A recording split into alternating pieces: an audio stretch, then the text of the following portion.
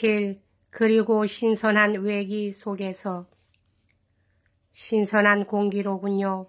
저희 집으로 말하면 어느 의미로 보나 그리 신선하다고는 할 수 없습니다. 천천히 걷기로 하시지요. 한 가지 흥미있는 얘기를 당신에게 들려드리겠습니다. 나 역시 한 가지 중요한 용건이 있습니다만 하고 알료샤는 말을 받았다. 그런데 어떻게 말을 시작하면 좋을지 알 수가 없군요. 저에게 무슨 용건이 있다는 걸 제가 모를 리 있겠습니까? 용건이 없다면야 저희 집 같은 데는 들여다보지도 않으셨을 테니까요. 그보다 정말로 우리 아이의 일 때문에 오신 건 아닙니까? 아무래도 그런 것 같지는 않지만요. 이왕 말이 나온 김에 그의 얘기를 좀 하지요. 집에서는 모든 것을 이야기할 수가 없었지만 여기서 그때의 광경을 자세히 말씀드리기로 하지요. 보십시오. 이 팥뿌리는 일주일 전만 해도 좀 더 숱이 많았습니다. 제 턱수염 말입니다. 제 턱수염엔 팥뿌리란 별명이 붙어 있거든요. 그렇게 부르는 건 주로 국민학교 학생들입니다만. 그런데 말입니다. 그때 당신의 형님 드미트리 표도로비치가 다짜고짜 이 수염을 움켜쥐지 않았겠습니까? 제게 잘못이 있다면 그건 당신 형님이 격분해 있는 그 순간에 재수없게도 제가 나타났다는 것뿐이지요. 수염을 잡혀 술집에서 내거리로 끌려 나갔을 때 마침 국민학교 학생들이 학교에서 풀려나오고 있었지요. 그런데 그 속에 우리 일류샤가 끼어 있었단 말입니다. 제가 그런 꼴을 당하고 있는 것을 보자 그 애는 저한테 달려와서 아버지 아버지 하고 울부짖으며 저를 부둥켜 안고는 어떻게 해서든지 저를 떼어 놓으려고 바둥거리더군요. 그러면서 제 수염을 붙잡고 있는 사람에게 놓아주세요, 놓아주세요, 네 이건 우리 아버지예요, 용서해 주세요 라고 외쳤습니다. 그렇습니다. 분명히 용서해 주세요 라고 애결했단 말입니다. 그러고는 그 조그만 손으로 당신 형님 손을 잡고 입을 맞추더란 말입니다. 그 순간에 그 애가 어떤 얼굴을 하고 있었는지 아직도 저는 기억하고 있습니다. 잊어버릴 수가 없어요.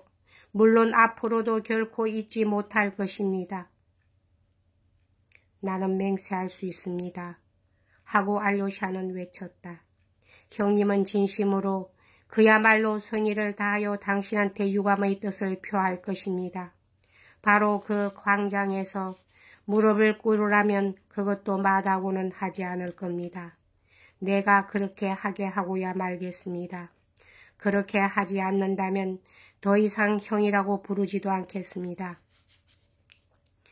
아하, 그렇다면 아직은 그건 그럴 계획이라는 것뿐이군요. 그분 자신의 생각이 아니라 당신의 그 고결하고도 착한 마음에서 우러나온 생각이란 말씀이지요. 그럼 그렇다고 처음부터 말씀하시지 않고, 아니, 그러시다면 저도 당신 형님이 기사도적인 장교이며 훌륭한 정신의 소유자라는 것을 증명해 드리겠습니다. 당신 형님은 그때 그것을 유감없이 발휘하셨으니까요.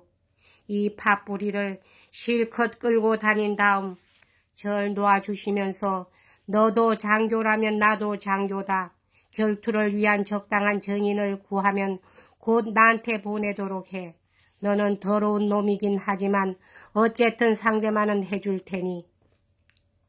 라고 말씀하시더군요. 분명히 그렇게 말씀하셨습니다. 이것이야말로 기사도적인 정신이 아니고 무엇이겠습니까? 저는 일류샤를 데리고 그 자리를 떠나왔습니다만 저희 집 족보의 장식물이 될 만한 그 광경은 영원히 일류샤의 가슴속에 깊이 새겨지고 말았습니다. 사실 이런 꼴을 해가지고 어떻게 저희가 귀족 행세를 할 수 있겠습니까? 당신도 한번 생각해 보십시오. 당신은 방금 저희 집에 들르셨으니 말입니다. 도대체 거기서 무엇을 보셨습니까? 귀부인이 셋 앉아 있었지만 하나는 다리를 못 쓰는 정신병 환자, 하나는 안전뱅이에다 곱사드니 그리고 또 하나는 다리도 성하고 지나칠 이만큼 영리하기도 하지만 아직은 여학생에 지나지 않습니다. 이에는 다시 빼째르부르크로 달려가서 네바 강가에서 러시아 여성의 권리를 찾는 운동에 참가하겠다고 합니다. 일류샤에 대해서는 말할 필요도 없겠지요. 이제 겨우 9살, 그야말로 이 넓은 세상에 의지할 곳이라곤 한 군데도 없는 처량한 신세입니다. 그러니 만일에 제가 죽는다면 저희 집 식구들은 도대체 어떻게 되겠습니까? 제가 묻고 싶은 건 이것뿐입니다. 제가 당신 형님한테 결투를 신청했다가 그 자리에서 죽어버리게 되면 저희 집 식구들은 다 어떻게 되겠느냐 말입니다. 아니, 그보다도 제가 아주 죽어버리지 않고 병신이 되는 정도로 그친다면 그땐 그야말로 큰일이 아니겠어요. 일은 하지 못하면서 입만은 여전히 남아있게 된다면 도대체 누가 제 입에 먹을 것을 넣어주겠습니까? 그리고 누가 저희 식구를 먹여 살리겠습니까? 일류샤를 학교에 보내지 말고 거리에 내보내서 구걸이나 해오라고 할까요? 아시겠어요? 당신 형님한테 결투를 신청하는 데는 나로서는 이만한 의미가 내포되어 있단 말입니다. 그리고 결투란 도대체가 어리석은 수작에 지나지 않지요. 형님은 당신한테 반드시 사죄를 할 겁니다. 광장 한가운데서 당신의 발밑에 머리를 숙일 것입니다. 알료샤는 다시 눈을 빛내며 외쳤다. 재판소에 고소라도 제기할까 하는 생각도 해보았지만 하고 대위는 말을 계속했다. 그러나 러시아의 법전을 한번 펼쳐보십시오.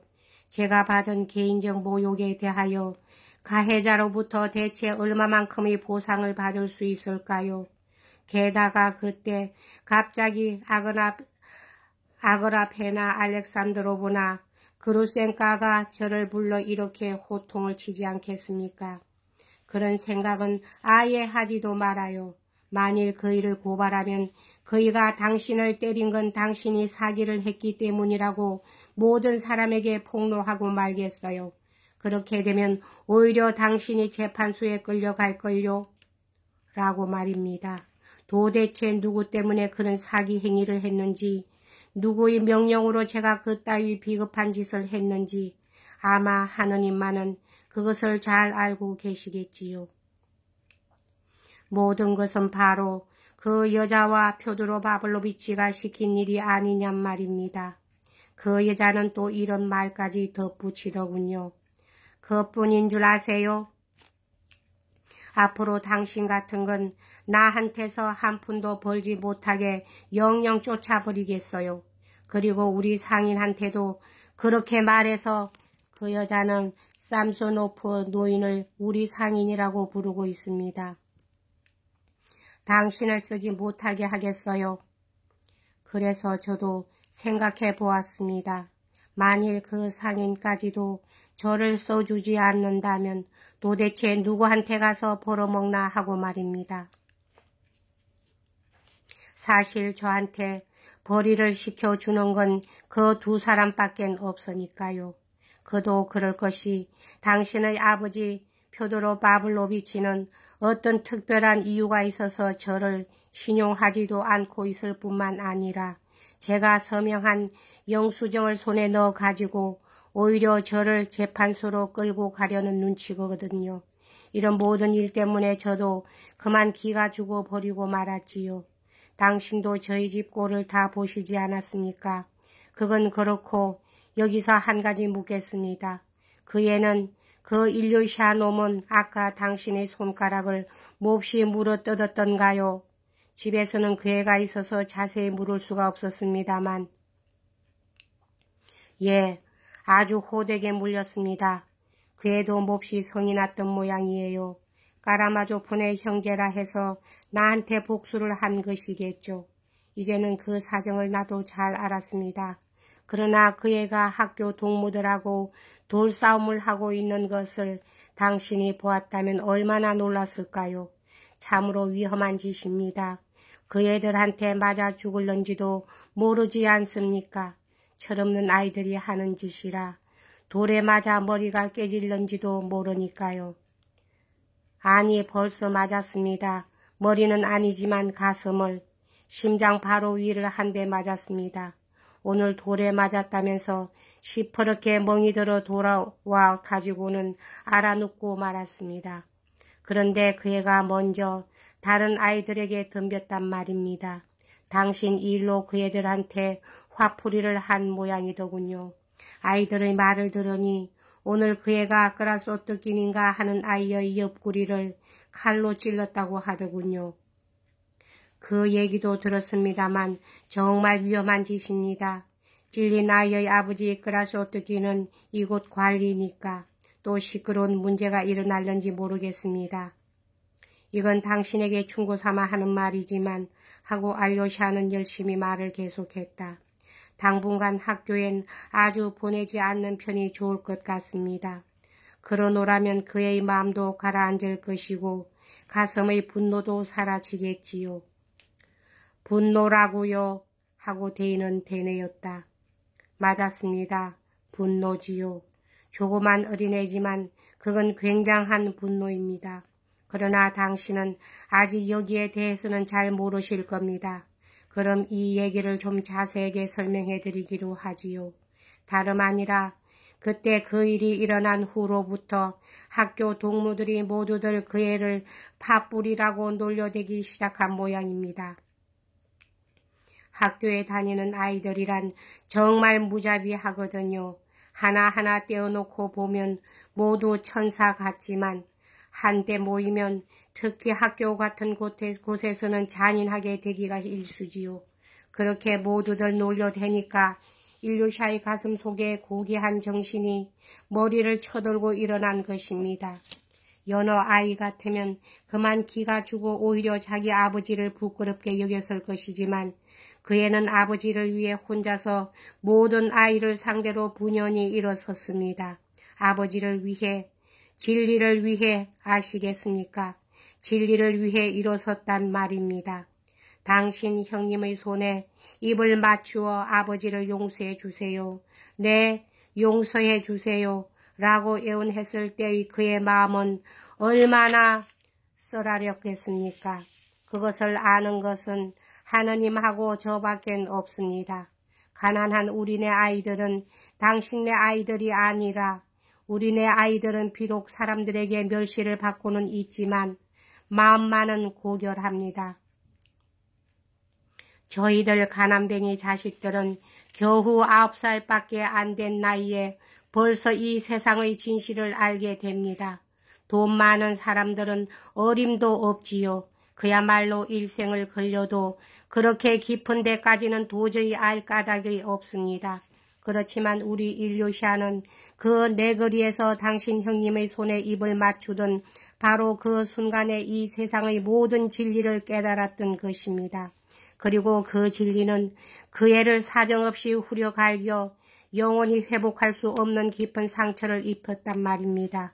대인은 다시금 극도의 흥분 상태에 빠진 듯 열띤 음성으로 이렇게 말하고는 그 진리가 어떻게 일류샤를 후려갈겼는가를 똑똑히 보여주려는 듯이 오른손 주먹으로 왼편 손바닥을 힘껏 내리쳤다. 여기까지 하겠습니다.